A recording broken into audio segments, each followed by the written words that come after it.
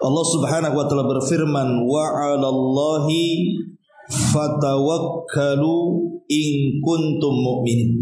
Dan hanya kepada Allah hendaklah kalian bertawakal jika kalian benar-benar orang-orang yang beriman.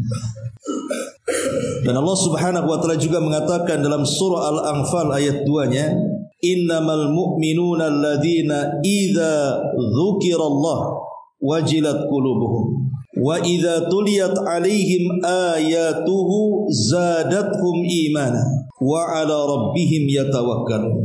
Sesungguhnya orang-orang yang beriman, mereka yang apabila disebut nama Allah gemetarlah hati mereka, dan apabila dibacakan ayat-ayatnya bertambahlah iman mereka, dan hanya kepada Rabbmu mereka bertawakal. Dan Allah Subhanahu wa taala juga sebutkan dalam Al-Anfalnya ayat 64, ya ayyuhan nabi hasbukallah wa man ittaba'aka minal mu'minin. Wahai Nabi, cukuplah Allah yang menjadi pelindung, dan bagi orang-orang yang beriman yang mengikutimu. Dan Allah Subhanahu wa taala juga mengatakan dalam surah Talaq ayat 3, wa man yatawakkal 'ala Allah fa huwa hasbuh. Dan barang siapa yang bertawakal kepada Allah, niscaya Allah akan mencukupinya. Kemudian beliau menukilkan perkataan Ibnu Abbas radhiyallahu anhuma, hasbunallah wa ni'mal wakil.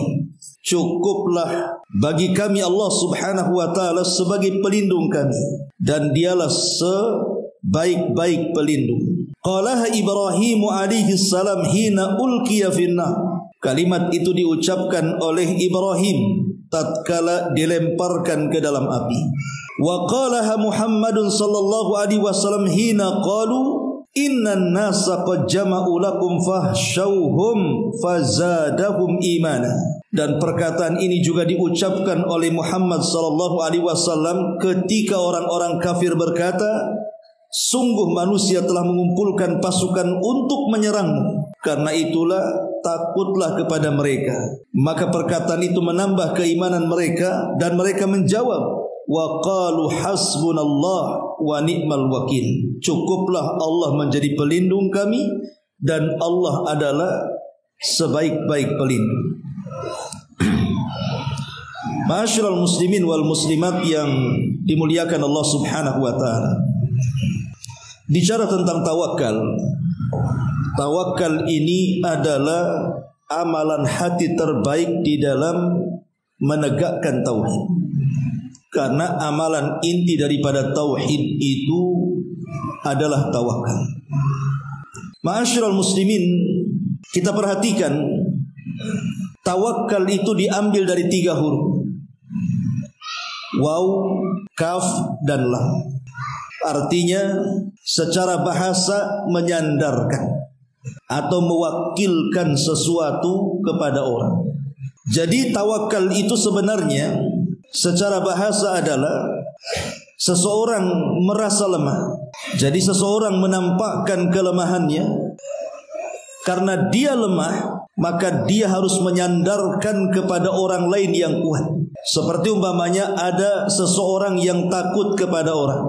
Boleh jadi dia diancam oleh salah satu preman. Takut dia karena dia lemah, tidak bisa melawan. Maka untuk melawan preman itu akhirnya dia mencari backing supaya orang lain yang menghadapi orang itu. Karena dia lemah, dia menggunakan kekuatan orang untuk menghadapi orang lain. Lah menggunakan kekuatan orang lain untuk supaya kita tidak lemah di dalam melawan musuh-musuh kita. Artinya kita mewakilkan urusan itu kepada orang. Lah secara bahasa itu artinya tawakal. Kita menjadikan orang lain sebagai wakil kita. Tetapi yang namanya makhluk, sehebat apapun makhluk yang kita sandari, yang kita jadikan dia wakil untuk menutupi kelemahan kita, yang namanya makhluk tetaplah makhluk. Dia pun lemah dan ada batas waktu melindungi kita. Kalau seseorang bersandar kepada harta, kemudian pemilik harta miskin, selesailah tempat sandaran kita itu. Kalau kita bersandar kepada para pejabat, selesai dia menjabat, selesai juga kemudian kita menyandarkan diri kepada mereka, dan begitu seterusnya. Tapi kalau seandainya kita sandarkan kita atau hidup kita kepada Allah Subhanahu wa taala, zat yang ala kulli syai'in qadir, maka selamanya kita akan mendapatkan pertolongan dan perlindungan Allah Subhanahu wa taala. Itulah makna tawakal. Kita menyandarkan kepada zat yang maha kuat supaya kita mendapatkan penjagaan dan perlindungan terus-menerus.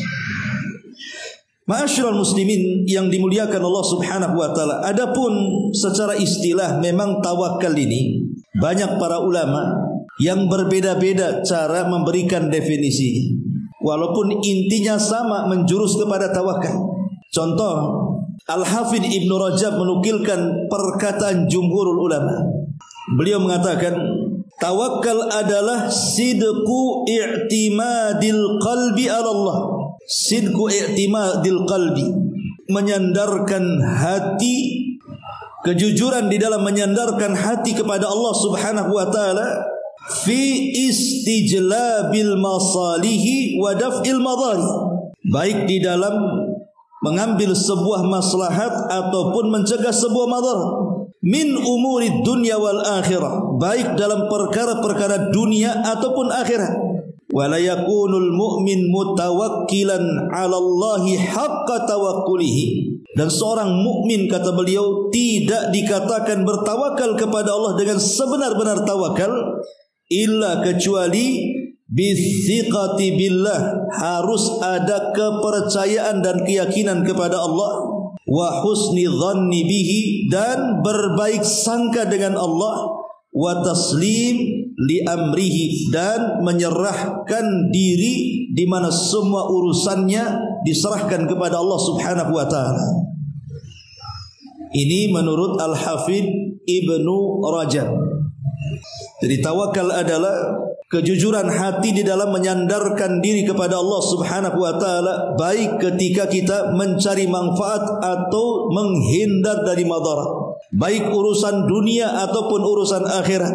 Tetapi seseorang belum dikatakan tawakal kecuali, kata beliau, dia harus punya keyakinan dan kepercayaan mutlak kepada Allah, dan juga berbaik sangka dengan Allah, dan menyerahkan seluruh urusannya kepada Allah Subhanahu wa taala. Inilah makna tawakal menurut Ibn Rajab. Al-Imam Ahmad ataupun Ibnu Abbas radhiyallahu anhuma, seorang sahabat Rasul, beliau pun memberikan definisi tentang tawakal. Beliau mengatakan, at-tawakkul huwa as-thiqatu billah wa sidqut tawakkuli an tathiqa fillahi wa fima indallahi fa innahu a'zam wa abqa mimma ladaika fi dunya. Kata Ibnu Abbas radhiyallahu anhu, tawakal adalah meletakkan kepercayaan penuh kepada Allah, kemudian kejujuran saat menyandarkan dengan cara yakin terhadap Allah, yakin terhadap apa yang di sisi Allah, karena itu lebih agung dan lebih kekal dibandingkan apa yang ada di sisimu dari perkara dunia yang kau genggam itu. Ini menurut Abdullah ibn Abbas radhiyallahu anhu. Kemudian Ibnul Qayyim rahimahullahu taala menambahkan tentang hakikat tawakal. Beliau mengatakan, at-tawakkulu nisfuddin, tawakal itu separuh agama. Wa nisfu tsani, adapun paruhan yang kedua, al-inabah, menyerahkan diri kepada Allah. Fa inna dina isti'anatun wa ibadatun, karena agama terbagi dua, ada yang disebut isti'anah, ada yang disebut ibadah. Itulah makna iyyaka na'budu wa iyyaka nasta'in. Kemudian beliau mengatakan, fattawakkulu huwa al-isti'anah, adapun tawakal itu kandungan daripada isti'anah iyyaka nasta'in, wal inabah, adapun penyerahan diri, hiyal ibadah, itulah kandungan ibadah iyyaka na'bud. Ma'asyiral muslimin yang dimuliakan Allah Subhanahu wa taala, baik kita akan jabarkan tentang tawakal ini. Ma'asyiral muslimin wal muslimat rahimani wa rahimakumullah. Sebagian para ulama mengatakan bahwa tawakal itu ada tingkatan-tingkatannya. Yang pertama, beriman dengan asma dan sifat Allah Subhanahu wa taala. Orang yang tawakal harus beriman dengan nama-nama dan sifat Allah Subhanahu wa taala. Apa maksudnya? Ketika kita meyakini tentang nama-nama Allah Subhanahu wa taala dan sifat-sifat Allah Subhanahu wa taala, umpamanya kita meyakini Allah itu Rahim. Dia zat yang maha pengasih kepada hamba-hambanya. Latif, maha lembut kepada hambanya. Alim, maha mengetahui. Basir, maha melihat. Dan maha yang lainnya. Razik, maha memberikan rizki. Maka dengan menanamkan kepercayaan dan keyakinan kita kepada nama dan sifat bagi Allah, maka semakin tawakallah kita kepada Allah. Kenapa? Karena nama-nama Allah itu berpengaruh kepada kita. Artinya ketika Allah itu zat yang maha pemberi rizki, berarti kita yakin hanya dialah yang mampu memberikan rizki kepada kita. Sehingga Allah tahu maslahat kita.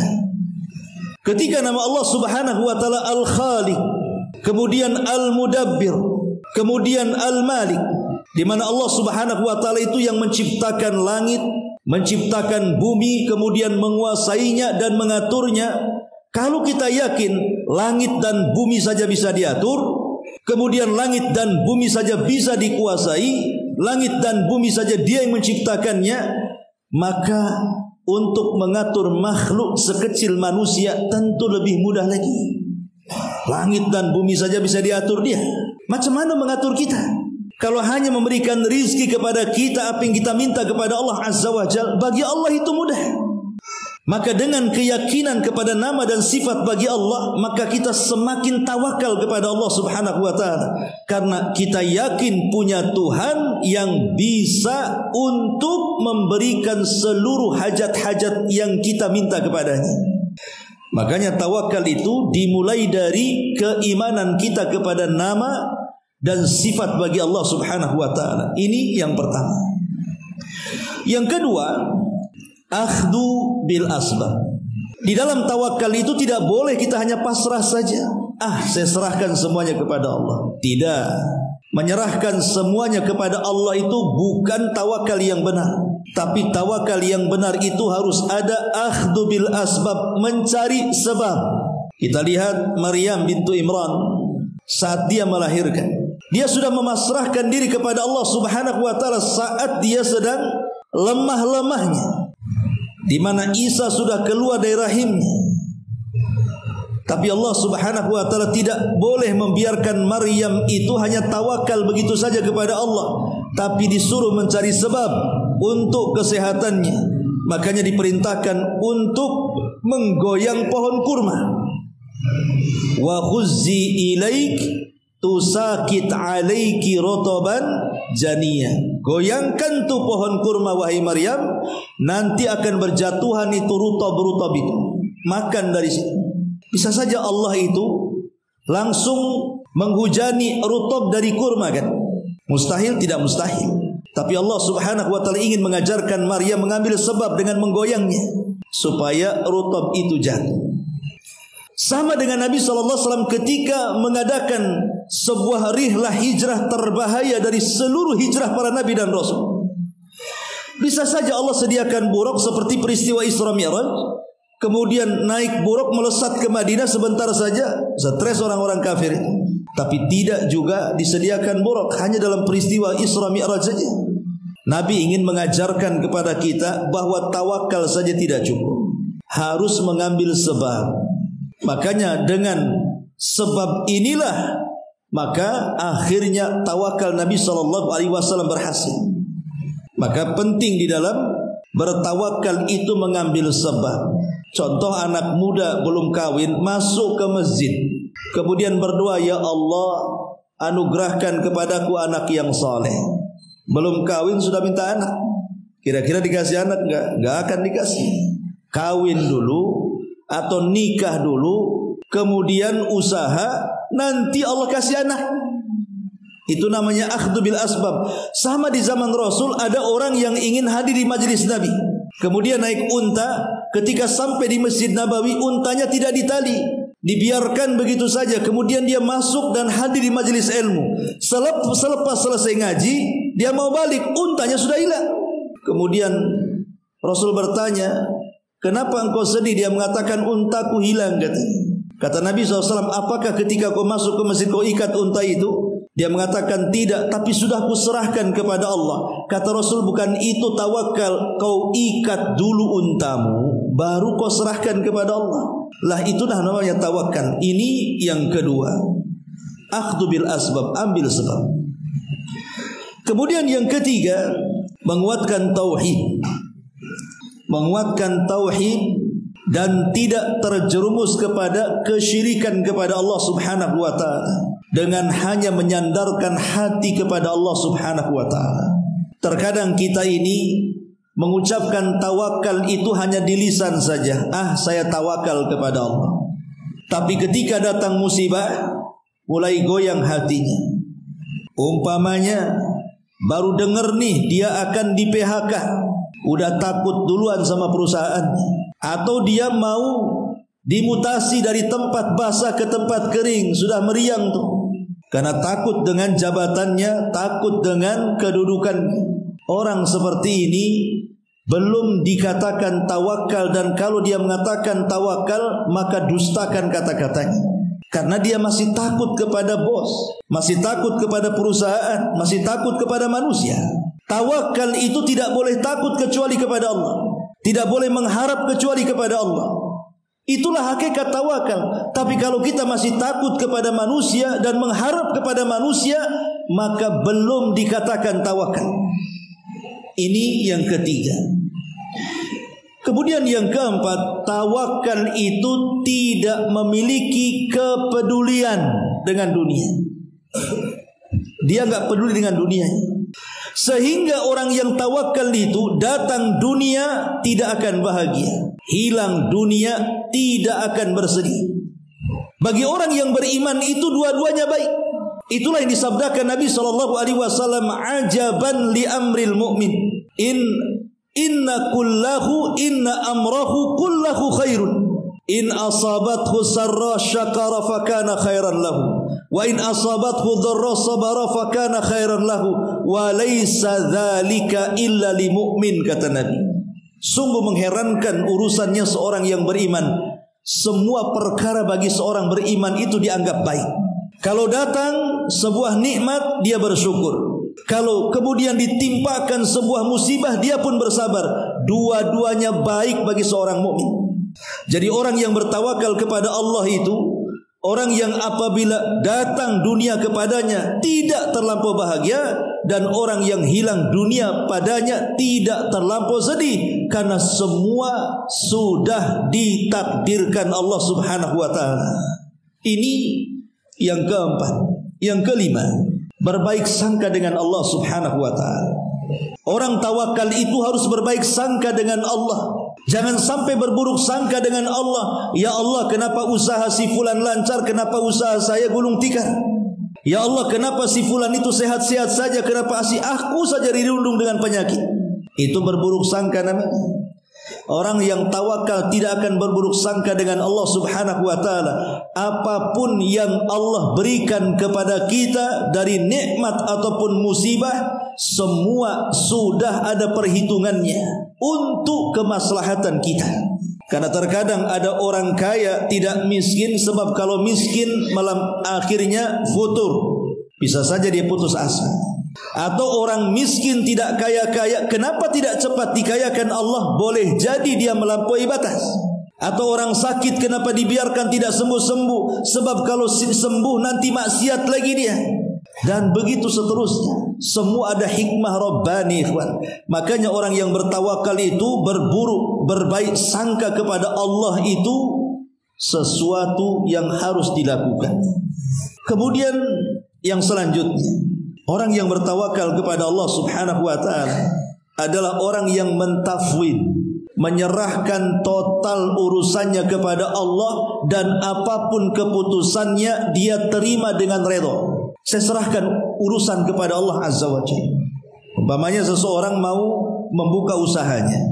Namanya membuka usaha itu bisa untung bisa buntung, bisa sukses bisa rugi. Tapi saya tawakal saja kepada Allah Subhanahu wa taala. Mudah-mudahan saya berusaha dengan menyerahkan diri kepada Allah, hasil akhirnya saya terserah Allah. Pokoknya saya redha saja.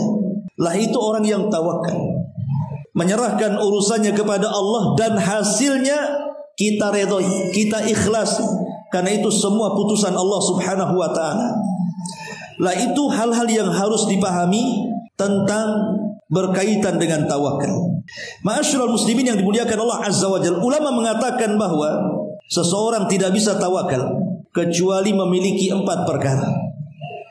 Seseorang tidak akan bisa tawakal kecuali dia harus memiliki 4 perkara. Pertama, al-imanu bil qada'i wal qadar. Beriman dengan seluruh putusan Allah Subhanahu wa taala, dengan takdir. Kalau orang sudah beriman dengan takdir Allah Subhanahu wa taala, bahwa Allah tahu apa yang baik dan yang tidak baik bagi hambanya, maka orang pasti bisa tawakal. Dia yakin kalau Allah Subhanahu wa taala memutuskan sesuatu kepada kita, pasti ada kebaikan di dalam. Karena Allah tahu mana yang baik, mana yang buruk untuk hambanya. Yang kedua, dia harus menjauhi kemaksiatan kepada Allah Azza wa Jalla. Karena maksiat itu membuat kemurkaan Allah muncul. Dan apabila Allah sudah murka, maka apa arti tawakal kita kepada Allah? Karena Allah tidak mungkin menolong hambanya kalau dia sudah murka. Maka jauhi kemaksiatan kepada Allah Azza wa Jalla. Kemudian yang ketiga, akhdhu bil asbab, mengambil sebab yang sudah saya jelaskan. Dan yang ketiga, harus tertanam pada diri kita bahwa kita ini makhluk yang lemah dan kita berhajat kepada makhluk yang kuat. Makanya perkataan hasbunallah wa ni'mal wakil ini bukan perkataan biasa, ya. Hasbuna, hasiba itu artinya menghitung kekuatan. Makanya kita sering dengar di masyarakat, tenang saja, saya punya keluarga saya semua jadi pejabat, nanti kita bisa minta tolong mereka. Oh tenang, saya ada polisi kok, pangkatnya sudah oke, nanti bisa kita ambil tolong. Oh tenang, saya ada preman ini kuat nih, kepalanya malahkan di sini, saya kenal, tenang saja. Itu disebut hasib, menghitung kekuatan. Ya. Tapi itu kan makhluk, ikhwan. Orang-orang yang menghitung kekuatan kepada makhluk, seberapalah kekuatan makhluk itu? Mereka ada batasnya kekuatan Allah. Tapi kalau kita kemudian menghitung kekuatan Allah Subhanahu wa taala, tidak akan terbatas kekuatan Allah itu. Itulah kenapa kita katakan hasbunallah. Cukuplah kita ini Allah. Karena dia memiliki kekuatan tanpa batas. Dia memiliki kekuasaan tanpa batas. Dia memiliki rizki dan kekayaan tanpa batas. Hasbunallah wa ni'mal wakil. Dialah sebaik-baik pelindung bagi kita. Kita harus merasakan kelemahan bahwa kita makhluk yang lemah. Di sana ada zat yang kuat, yang maha kaya, yang maha berkuasa dan begitu seterusnya. Kemudian kita sandarkan kepada zat yang serba maha itu. Inilah 4 syarat terciptanya tawakal. Beriman dengan takdir. Yang kedua, jauhi kemaksiatan. Yang ketiga, ambil sebab. Yang keempat, rasakan dan tampakkan kelemahan kita di hadapan Allah Subhanahu wa taala. Ma'asyiral muslimin yang dimuliakan Allah Azza wa Jalla. Adapun buah tawakal, tentu tawakal itu kan ada buahnya. Apa sih buah tawakal itu? Pertama, tawakal itu syajaratun azimatun thimaruha ya'iatun wa khairatuha kathiratun. Pertama, kata para ulama, tawakal itu bagaikan pohon yang sangat besar dan rindang. Buahnya sangat banyak dan enak, dan keberkahan dan kebaikannya sangat banyak. Di antaranya, tawakal itu menyebabkan kecintaan Allah kepada kita, meraih kecintaan Allah kepada kita. Disebutkan dalam surah Al-Imran 159, innallaha yuhibbul mutawakkilin. Allah sangat cinta dengan hamba-hambanya yang bertawakal. Ikhwatu fiddin, ulama mengatakan asya'nu laisa sya'na'an tuhib, walakinna sya'na'an tuhab. Perkara itu bukan bagaimana engkau mencinta, tapi perkara itu bagaimana engkau dicinta. Mencintai dan dicintai itu dua kalimat yang berbeda. Kalau kita mencintai seseorang, berarti yang menentukan gayung bersambut dari cinta kita adalah orang yang kita cintai.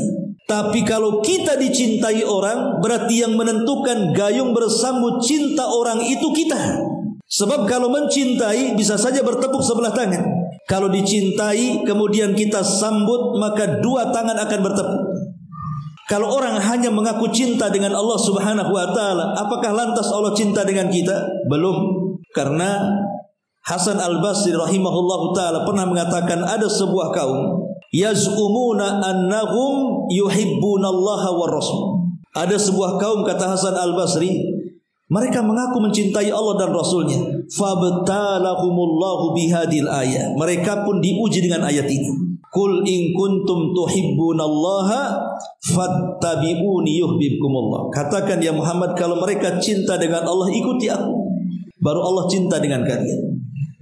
Jadi mencintai belum tentu dicintai, tapi dicintai sudah barang tentu kita bisa mencintai. Ketika Allah Subhanahu wa taala cinta dengan kita, karena kita cinta dengan Allah. Lah orang-orang yang bertawakal itu menyebabkan Allah cinta dengan kita. Dan kalau Allah sudah cinta dengan kita, maka Dia akan mengajak seluruh para malaikat untuk ikut cinta kepada kita. Dan kalau semua malaikat sudah ikut cinta dengan orang yang Allah cintai, Allah tanamkan kepada penduduk bumi agar cinta dengan kita. Itulah pentingnya meraih kecintaan Allah. Lah salah satunya dengan tawakal. Ini yang pertama. Yang kedua, sababun fi dukhulil jannah. Sebab yang kuat masuknya seseorang ke dalam surga. Bisa dilihat dalam surah Al-Ankabut ayat 59. Alladzina sabaru wa ala rabbihim yatawakkalun. Setelah Allah menyebutkan tentang surga dan keindahannya dan pahala yang besar bagi para pelakunya, maka Allah menyebutkan siapa mereka para penghuni surga itu, orang-orang yang sabar dan orang-orang yang tawakal kepada Rabb mereka. Ini yang kedua. Yang ketiga, yurisun nasra wat tamkin, mewariskan kemenangan dan juga ketangguhan dalam sebuah negeri. Ketika kita berperang, kita tidak bisa menentukan perang ini kita yang kalah atau kita yang menang, sekalipun kita sedikit atau banyak jumlahnya. Berapa banyak jumlah yang sedikit bisa mengalahkan jumlah yang banyak, tapi berapa banyak jumlah yang banyak dikalahkan dengan jumlah sedikit? Ya sama saja, dibolak-balik saja itu. Lihat dalam perang Hunain, jumlah tentara kaum muslimin lebih banyak dibandingkan orang kafir, tapi di awal peperangan kalah kaum muslimin, walaupun di akhir menang. Dalam perang Badar jumlah kaum muslimin sedikit, jumlah tentara kafir banyak, Allah menangkan. Pertanyaannya, siapa yang memenangkan jumlah yang sedikit dan siapa yang membuat kalah jumlah yang banyak? Yang menentukan semua adalah Allah Subhanahu wa taala. Sehingga dalam peperangan itu harus diperlukan kekuatan tawakal yang mutlak. Jangan pernah takut kepada musuh, karena kemenangan bukan ditentukan jumlah ataupun senjata.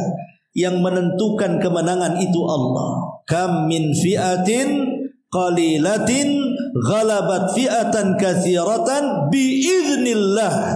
Ada kalimat biiznillah di sini. Berapa banyak kelompok yang kecil bisa mengalahkan kelompok yang banyak? Dengan apa? Dengan izin Allah, bukan dengan senjata, bukan dengan kekuatan.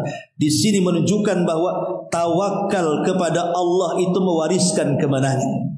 Ini yang ketiga. Yang keempat, tawakal kepada Allah itu membuahkan as-sabatu 'alal haq. Seseorang akan mantap di atas kebenaran. Makanya Allah katakan dalam surah An-Naml 79, "Fatawakkal 'alallah innaka 'alal haqqil mubin." Bertawakallah kepada Allah karena engkau di atas kebenaran yang nyata. Orang kalau merasa benar, tentu berdasarkan Quran dan Sunnah, maka dia tidak perlu takut kepada Allah, tidak perlu takut kepada lawan-lawan dakwahnya. Sampaikan saja kebenaran. Nanti Allah Subhanahu wa taala akan bersama kita saat menyampaikan kebenaran itu.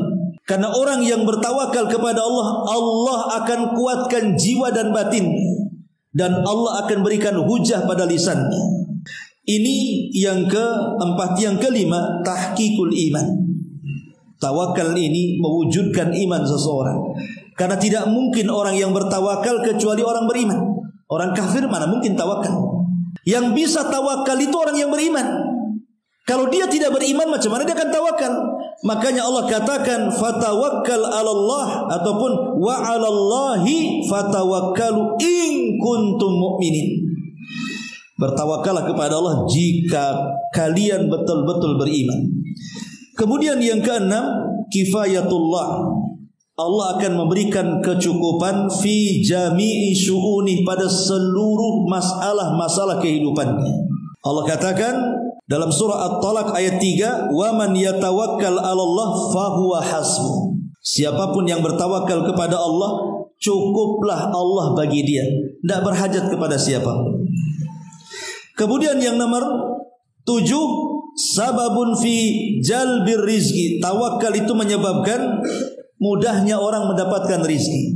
Ustadz yang paling baik di dalam mempelajari tawakal adalah burung. Itu ustadz yang paling baik, walaupun belakangnya ada LCMA dokter.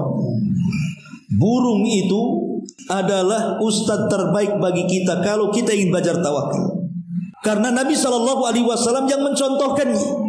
Kata Nabi SAW, "Lau antum tatawakkaluna haqqa tawakkuli la razaqakum kama yurzaqut tayr yaghdu himasan wa taruhu bitana."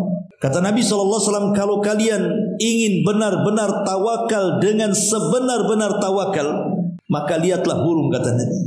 Lihatlah burung. Burung itu, apa antum tahu burung itu ada pekerjaan? Manusia kan macam-macam pekerjaannya. Ada jadi guru, supertaksi, ojek online, ada jadi pejabat, menteri. Burung nggak ada. Oh, burung jadi pedagang nggak ada. Jadi menteri apa? Burung. Ya. Burung itu loh nggak punya wadifah, nggak punya pekerjaan khusus seperti manusia. Ada skill dah. Burung itu cari makanan, modalnya tawakal, dan modalnya akhdhu bil asbab. Dia serahkan kepada Allah rizkinya hari itu, kemudian dia mengambil sebab, keluar dari sangkarnya, terbang ke atas, dan Allah Subhanahu wa ta'ala sudah menentukan rizkinya. Hebatnya burung, tidak ada mata yang paling awas melebihi matanya burung. Terkadang dia tahu makanannya yang manusia tidak tahu makanannya. Manusia lebih rendah kepada bumi, tapi tidak tahu di bawah sandalnya ada makanannya. Tapi burung dari atas langit tahu di bawah ada makanannya. Siapa yang menciptakan ini? Allah Subhanahu wa ta'ala. Dan lebih hebatnya burung itu, kalau mendapatkan makanannya, dia tidak akan mengambil sendiri. Pasti dia akan bersiul memanggil kawan-kawannya, supaya rame-rame, walaupun rizki sedikit tetapi susah senang, yang penting ngumpul, kata orang Jawa itu. Yang penting rame-rame. Itulah bedanya burung dengan kita. Kita lagi ada kerjaan, diam saja. Lagi susah, baru ngeluh. Ada kerjaan enggak, katanya. Burung itu luar biasa tawakalnya, coba. Dia hanya mengarahkan diri dengan instingnya loh. Tapi bagaimana Allah Subhanahu wa ta'ala sudah menentukan rizkinya, wa ma min dabatin fil ardi illa 'alallahi rizquha. Dia, kata Rasul, yaghdu himasan, keluar dari sangkarnya lapar. Entah apa yang nanti akan didapati untuk memberikan makanan anak-anaknya, tapi tawakal aja dia. Itulah tawakalnya burung. Dia serahkan rizkinya kepada Allah, ambil sebab, terbang. Terserah terbang kemana saja. Tapi Allah sudah tentukan rizkinya. Yaghdu himasan wa taruhu bitana. Keluar lapar, pulang pula sudah kenyang, mampulah memberikan anak-anaknya itu.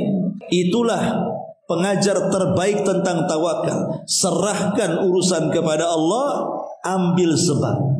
Soal nanti akhirnya serahkan kepada Allah Subhanahu wa ta'ala. Ya.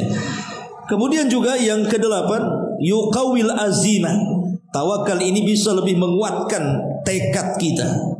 Kemudian yang nomor 9, akan yaki minta soluti syaitan. Tawakal ini bisa menghindarkan dari penguasaan syaitan kepada kita. Dan yang terakhir, yadfa'u sihra wal aina wal hasad. Tawakal ini bisa melawan sihir, penyakit ain, dan hasadnya orang yang hasad kepada kita. Wallahu alam. Insyaallah ini baru muqaddimah. Nanti minggu depan baru kita cerita dalil-dalilnya. Subhanallah bihamdika asyhadu an la ilaha illa anta astaghfiruka wa atubu ilaik. Allahu taala alam. Assalamualaikum warahmatullahi wabarakatuh.